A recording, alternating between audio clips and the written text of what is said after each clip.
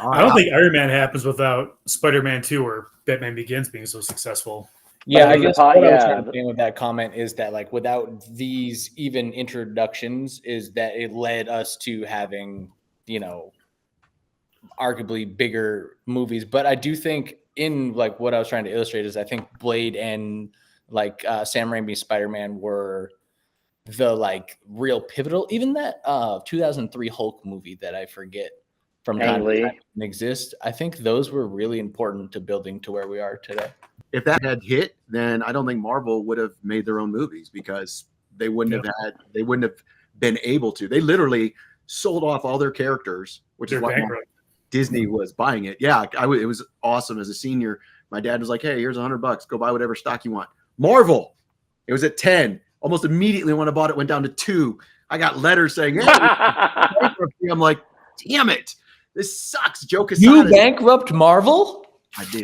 I did, but then I helped create Disney, so I'm okay with blaming Joe Quesada. I blame him for a lot of the. But it was funny because in the 90s, and Brandon might be a little too young to this, but Marvel was, even in their comic books, was having Image Comics write some of their, like, Captain America and Iron Man. They're bigger comics because they couldn't get people to read.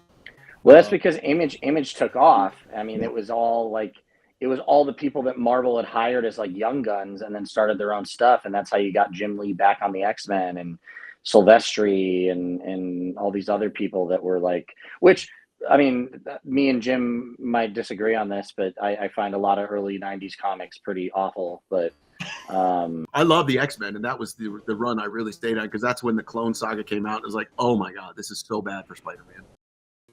That's my reason for liking Spider-Man more than Ben Reilly. Is that what you were going to say? Ben Reilly is not a great character. He's a mistake. Liking Scarlet Spider. That's cool. He's a mistake of a character, and